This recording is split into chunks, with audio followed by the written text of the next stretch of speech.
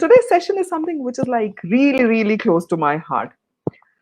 It's one topic which most of the people with endometriosis or otherwise, a lot of people otherwise also face a problem, which I'm going to talk about today. Hi, for people who don't know me, I'm Dr. Shilpa Rao.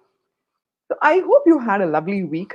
It's a midweek, so how has your week been till now? I'm sure it would have. My week has been like absolutely wonderful. Very, very busy, but wonderful. So, what am I going to talk about today? So, I'm going to be talking about fatigue. Yes. So, do you feel tired all the time? Do you know of somebody who is perpetually tired? If the answer is yes, then you must be fatigued. So, what exactly is fatigue? Fatigue, as a definition, is a condition that is characterized by lessened capacity for work and reduced efficiency to accomplish things, and also feeling weariness and tiredness. So, that's normal, right? A lot of us feel that. No. In layman terms, fatigue is being tired all the time, and it is extremely different from what sleepiness or feeling sleepy is. Sleepiness goes off when a person sleeps well and wakes up in the morning. But fatigue is something which doesn't leave you. It leaves you tired even when you wake up from your sleep. Fatigue has several negative impacts on your quality of life. In a person, it starts affecting everything, right from work, day to day activities, social life, and even relationships. So, what are the symptoms, physical, mental, or emotional, which fatigue can cause?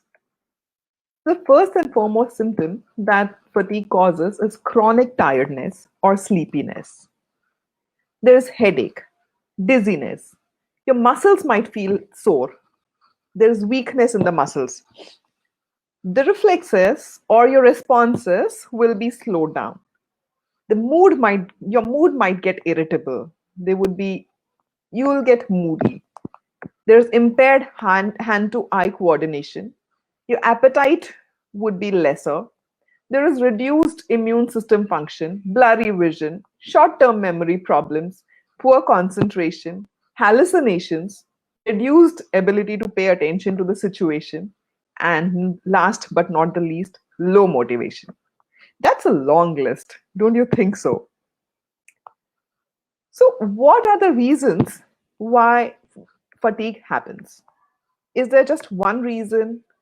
No.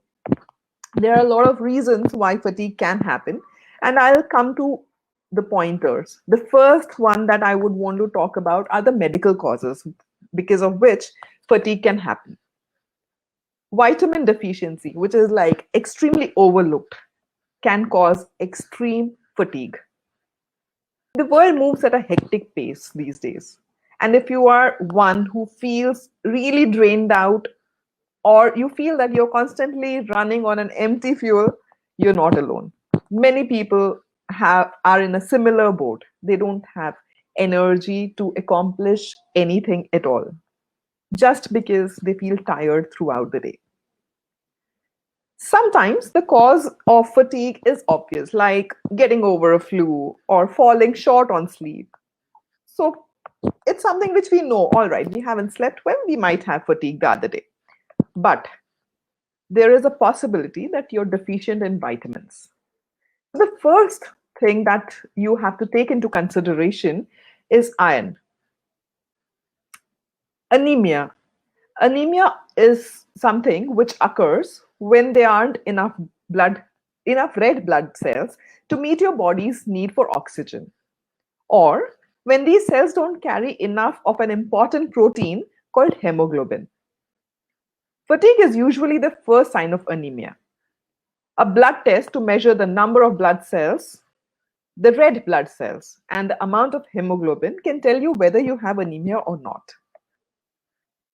The second vitamin, very, very important vitamin, is vitamin B12. Your body needs sufficient vitamin B12 in order to produce healthy red blood cells. It is all interlinked if you see. So, a deficiency in vitamin B12 can actually cause anemia. It becomes harder for the body to absorb vitamin B12 as you get older, or if you have some illnesses like inflammatory bowel syndrome, that can impair the absorption of vitamin B12. When vitamin B12 deficiency is diet related, oral supplements and dietary changes to increase the B12 intake usually does the trick. Otherwise, it has to be treated with injections of vitamin B12. The third, very important, yet very, very neglected vitamin is vitamin D. Trust me, simplest vitamin which you can get free of cost, but we don't get it. Most of us are deficient in vitamin D. A deficit of this vitamin can sap bone and muscle strength. This vitamin is unique in that your body can produce it when your skin is exposed to sunlight. But there aren't many natural food sources to it. So please make sure that go into the sun for some time. Don't apply sunscreen, and please go into the sun sometime in the morning to absorb sunlight. That vitamin D plays a very, very important role in decreasing the fatigue that you have. Now, coming to the second disorder, medical disorder that can lead to fatigue, is thyroid. Fatigue is a nearly universal symptom of hypothyroid. That is an underactive thyroid. So in hypothyroidism, the thyroid hormone production is lesser, and fatigue is a side effect of that. One noticeable sign that your thyroid levels aren't properly regulated may be bone numbing fatigue. It is terrible. There are people who just cannot get up from their bed, and all they have to do is get their thyroid levels checked. Once the thyroid is the level of the thyroid is under control, fatigue just vanishes. Third very important thing is heart disease. Fatigue can be an important sign of a heart disease. Men tend to get classic symptoms of a heart attack. Think crushing chest pain and tightness, shortness of breath, everything that indicates towards a heart disease. But with women, on the other hand, women often experience more vague symptoms that may not be associated with a heart attack. And these symptoms include fatigue and troubled sleep. In fact, in a study, women who had heart attacks, unexplained fatigue occurred in some 70% of cases, making it one of the most common symptoms of a heart disease in a woman. It's easy to chalk up symptoms of fatigue to stress, but it is important not to ignore symptoms of unusual fatigue. The fourth condition, diabetes, the most prevalent lifestyle disorder. With diabetes, fatigue is caused due to a number of factors, including high blood sugar levels, either from lack of the insulin hormone or from insulin resistance. That can affect the body's ability to get glucose from the blood into the cells to meet our energy requirements. The fifth medical condition, which is mostly neglected, is endometriosis. Yes, majority of women with endometriosis have extreme fatigue which is unexplainable. They cannot explain it how bad it can be. But the main cause of endometriosis related fatigue is the body's effort to eliminate the diseased tissue. What patients feel to be fatigue is the result of these internal chemicals. Also, women with endometriosis have extremely heavy bleeding, leading to iron deficiency, again, which would lead to fatigue. Besides medical causes, there are other reasons why fatigue can happen, like lifestyle causes. For example, lack of sleep, too much of sleep, drugs, alcohol, sleep disturbances. You know, you have noisy neighbors and you cannot sleep. That is one of the reasons why you might have fatigue. Lack of exercise and very sedentary lifestyle, poor diet, low on energy, or quick fix foods which give you instant energy but suddenly dips down. So all these also make a person fatigued. Then we come to some individual factors like personal illnesses, injuries, illnesses in the family, too many commitments, or financial problems can also lead to fatigue. The other reason for fatigue can be working in shifts. The human body is designed to sleep during the night. This pattern is set by a small part of the brain known as the circadian clock. A shift worker confuses their circadian clock by working when their body is programmed to be asleep. This leads to fatigue. Then, then we come to emotional concerns and stress. Fatigue is one of the most common symptoms of mental health problems, and it is directly related to stress. Depression. Depression will obviously, it's characterized by severe, prolonged feelings of sadness, dejection, hopelessness. So it automatically leads to a person not being refreshed. This leads to a person with depression going through a chronic fatigue. Same goes with anxiety and stress. A person who is chronically anxious or stressed keep their bodies in an overdrive. The constant flooding of adrenaline exhausts the body and fatigue sets in. Also, grief. Losing a loved one causes a wide range of emotions, including shock, guilt, depression, despair, and loneliness. So, these are various reasons which I can broadly tell you cause fatigue. So, now we know what causes fatigue. What do we do about it?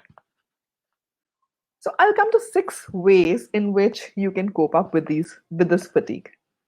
Let me tell a little about fatigue which happens due to endometriosis because I would want to primarily focus on endometriosis because I myself am an endometriosis warrior. The main cause of endometriosis related fatigue in the body is to eliminate the diseased tissue, as I just said. While the immune system attempts to combat endometriosis, cytokines, also known as inflammatory toxins, are secreted by the tissues. What the patient feels to be fatigued is a result of the internal chemicals.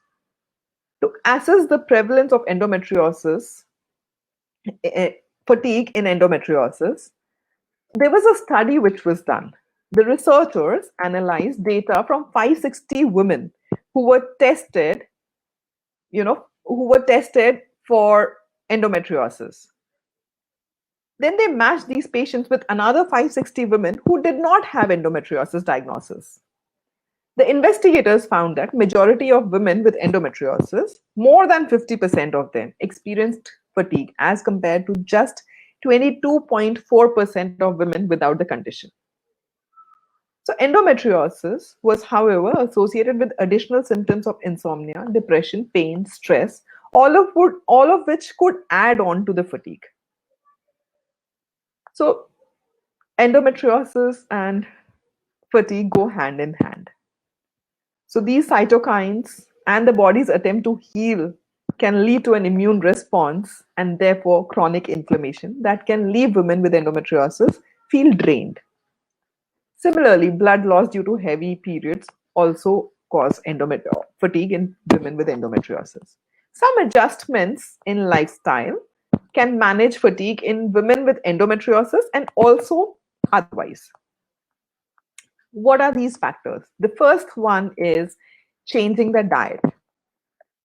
What you eat may also affect your energy levels. A diet that includes a solid source of protein like nuts, seeds, beans, and fish may help you feel energetic throughout the day. You should also try to get 8 to 10 servings of fresh fruit and vegetable per day. Avoid processed food. So processed food contain a lot of added sugar. Sugar affects your hormones. You have probably heard of insulin. Insulin will increase after you eat something with high amount of sugar in it. Higher the levels of insulin are associated with lower levels of SHBG, which is a protein that binds to the sex hormones. This leads to excess estrogen and testosterone. This also means that people with endometriosis, this would increase your flare ups. Third is taking supplements. So, if you're lacking important nutrients like iron, your doctor may suggest you supplements to boost your levels. Speak to your doctor about the benefits and risks of supplements, as well as any possible interactions with your medications or supplements that you're already taking. Although you should be able to get in a day's nutrient with healthy diet, a daily multivitamin can be very, very helpful. Women with endometriosis who are taking estrogen lowering medication may benefit from taking calcium and vitamin D supplements to protect their bones. And vitamin D, as I already said, improves the symptoms of fatigue. Fourth, exercising. Low impact exercise may be the best bet. Activities like walking, swimming, dancing can help you with your energy. So get up and dance. I mean, it really doesn't take efforts to just dance. Put on your best music, put on your favorite music, and just sway around. Activities that involve running, jumping, on the other hand, is something which I would not recommend to people with endometriosis, with women with endometriosis, because it sometimes worsens the symptoms. So, low impact exercises are something which you must do. Sleeping regularly is again very, very important. You must get anywhere from 7 to 9 hours of sleep each night. If you are missing the mark, it may really affect your daytime fatigue. Sixth, and very important, is getting support. Endometriosis can cause a person to feel emotionally and physically drained. Talking with friends or meeting people through social networks or online forums can prevent feeling of isolation and provide valuable tips and advices. Fatigue may be linked to endometriosis, though more research is needed. Women with endometriosis who feel fatigued should consult doctor to determine the underlying causes. Endometriosis is unique to each person, and everyone has a different set of symptoms and circumstances. So it has to be a condition which is supposed to be given just to you, a solution just for you. It has to be customized. So now we come to food. So did you ever know that you can beat fatigue with food? Interesting, right? If we can, I would not say that fatigue will completely go off with food if you have underlying causes, but improving your diet, your if you add on some supplements and some lifestyle changes would surely bring about changes in the amount of fatigue that you feel.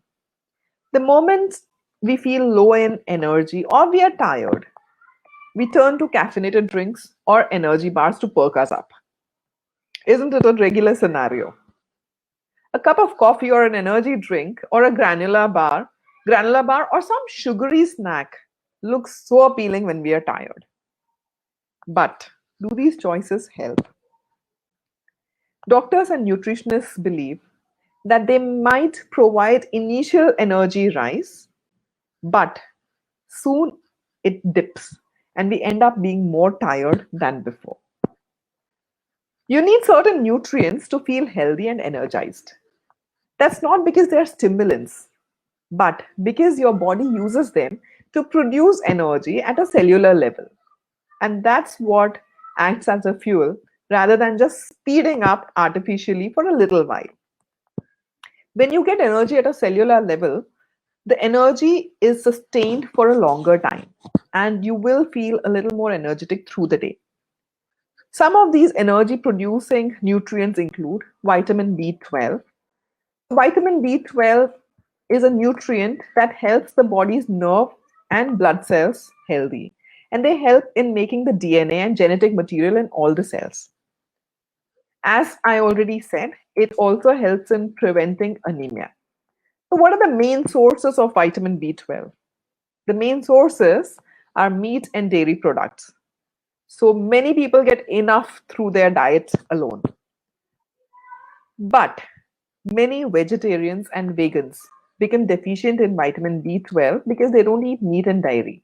So, they need to keep a check on their vitamin B12 levels. And if needed, they should take a supplement.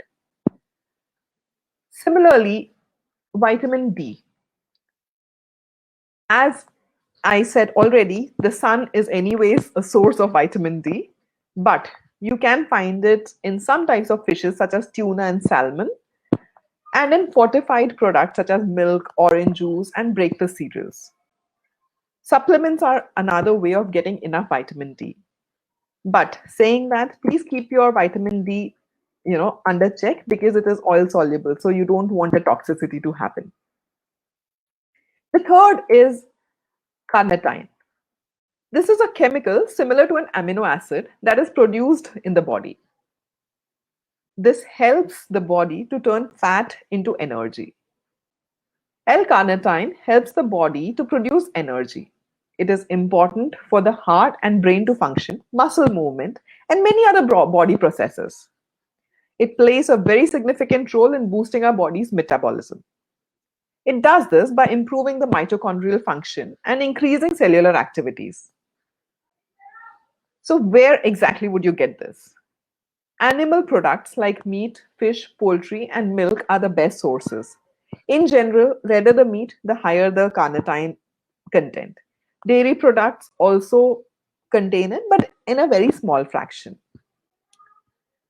The fourth supplement is CoQ10. Yes, it is an enzyme. People who have deficiency in CoQ10 levels often experience physical fatigue and muscle weakness, even while undertaking relatively non-strenuous physical activities such as walking. Coenzyme Q10 is an important vitamin-like substance required for the proper functioning of the body. It helps to provide energy to the cells, and the primary dietary sources of CoQ10 include oily fishes such as salmon and tuna, organ meats such as liver, and whole grains.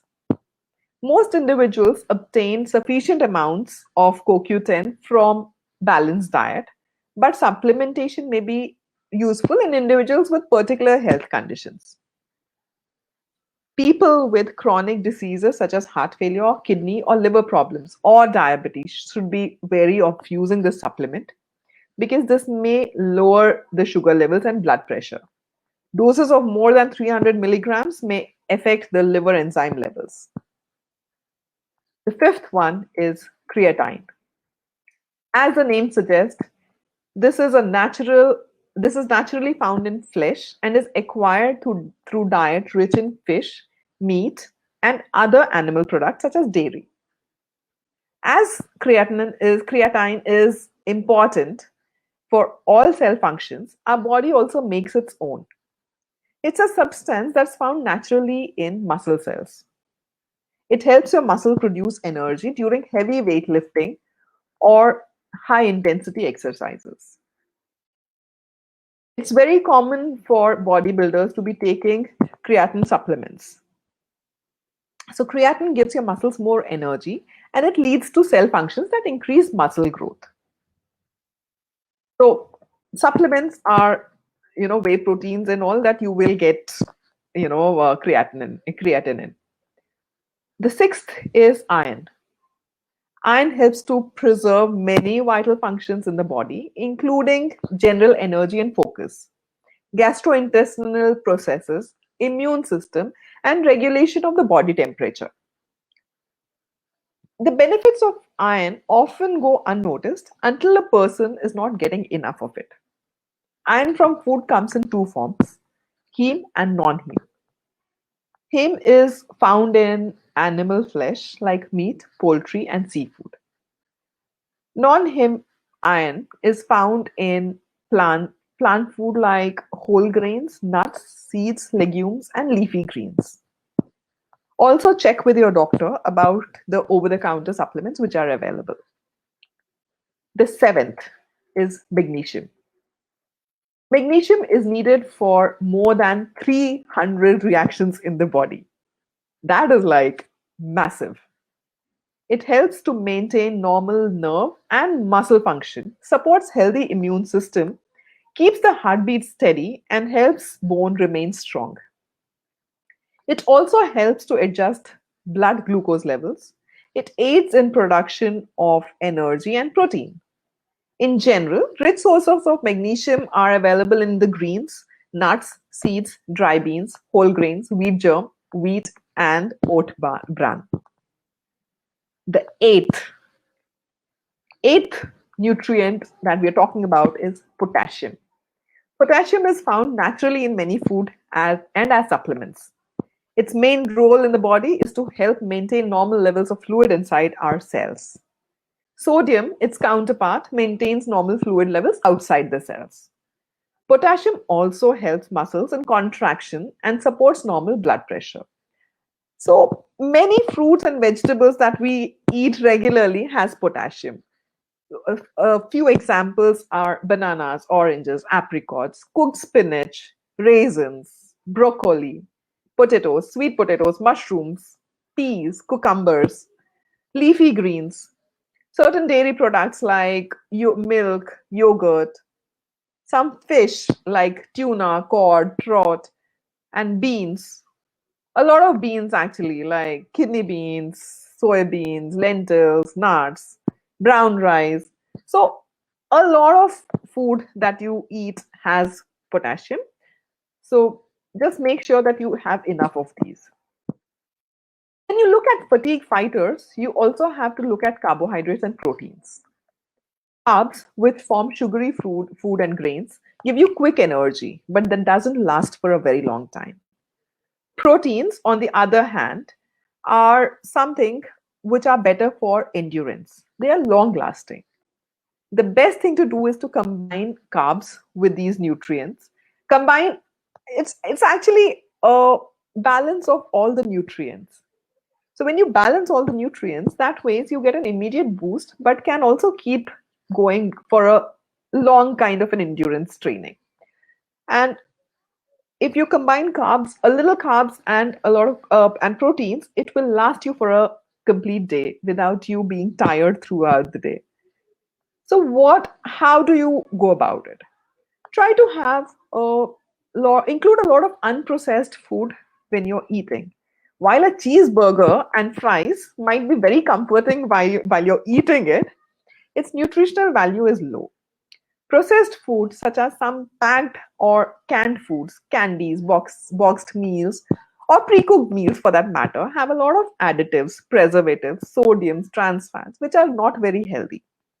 So, unprocessed food is something which will keep you in a better shape for a longer time. Proteins. Protein is found throughout the body, in the muscle, bone, skin, hair, and virtually every part of your body.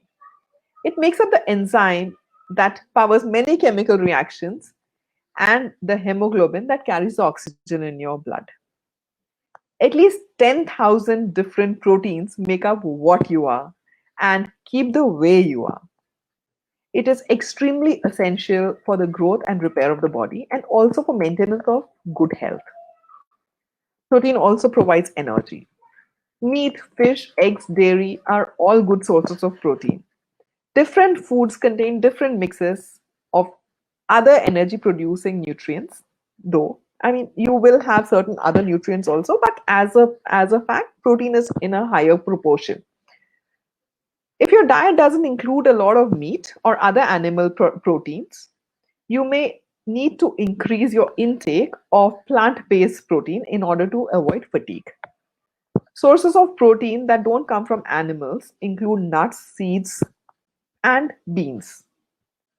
They're especially important for vegetarians and vegans, as people who are on these diets have a limited or they don't have meat.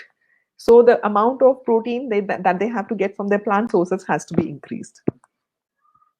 The third is fruits. Fruits can be excellent source of vitamins and minerals, including those that help your body to produce energy. Fresh and whole fruit is best since it can lose vital nutrients as it gets older or as it's dried. Some good choices when it comes to fatigue fighting fruits include apples, bananas. I'll tell you what it contains. Apple contains CoQ10 and magnesium. Bananas contains magnesium and potassium. Blueberries, magnesium and potassium. Dates, potassium. Lemons, magnesium and potassium. Oranges, CoQ10, magnesium, potassium. Raisins, iron, magnesium, potassium. Strawberry, CoQ10, magnesium, potassium. So the nature has given us something which is so full of all the ingredients required for us to make that energy within us, for us to fight fatigue. We just have to use them. We just have to know how to use them and where to use. The fourth food to include is whole grains and complex carbs. Just like processed foods, refined carbs like sugar and white flour add little nutrition.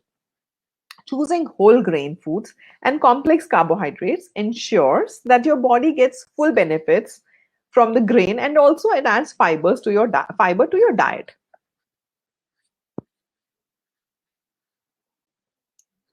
The fifth one is oats. A big bowl of oats packs a punch of filling fiber and even little protein. Plus, it is good for people who experience blood sugar spikes and drops with other processed breakfast cereals. Choosing plain version of instant packets of oatmeal, steel cut oats, or old fashioned oats is the best, as they aren't filled with extra sugar. Sixth, and the last thing that I'm going to talk about in food segment is chia seeds. Chia seeds may be an excellent source of prolonged energy thanks to the carb content, healthy fats, and filling fiber. 2 tablespoons of chia seeds provides about 24 grams of carbs and a whopping 4,800 grams of omega 3, which are extremely heart healthy and anti inflammatory. This is really going to help you. So, you must try to include chia seeds in your diet every day. We have discussed about what is it that we should eat, but there are some food and drink which we should avoid. For example, foods that are high in sugar can temporarily boost energy, but it'll suddenly dip, making you feel more fatigued. Examples of food which can increase fatigue through the day are sugary foods, including syrup and honey, white bread, baked goods, high caffeine drinks, and heavily processed food like potato chips. These are, for now, the things that came to my mind and I thought would help you in understanding what fatigue is all about. If these tips and tricks don't help you, don't hesitate to contact your doctor. You may be having an underlying medical condition that is contributing to your fatigue. Otherwise, if you don't have any underlying condition, just be patient and try. Endometriosis is unique to each person, and everyone has a different set of symptoms. So try diet, exercise, lifestyle changes. Let them sink in for at least 6 weeks and continue to tweak things until you find a balance. You need to find your balance. Every body is different. One thing which might work for you may not be something similar to what might work for you. But you need to find what works for you the best. You can do more than you realize, a lot more. So, with this thought, I end my session for today, and I hope that this session was helpful. Let me just check if I have any questions in the session. Okay, I don't think I have any questions which are there. I do have comments which I'm like happy about. Uh, I would like to thank everyone who joined me live and to everyone who would see a recording. This is just an endeavor from my side to help people understand small body changes which have been affecting people with endometriosis or without endometriosis. Endometriosis, yes, because there is an array of symptoms which are there. I think this is one of the biggest symptoms. So I wanted to talk about it. And I keep getting calls about fatigue, which is troubling the day to day life. So do let me know in case you want me to talk about something else. In particular, if you have any queries, any questions, feel free to drop me a question in my comment section. I would be very, very happy to answer your questions. Till then, have a lovely week ahead, and I will come back next week with something more interesting. Take care and bye bye.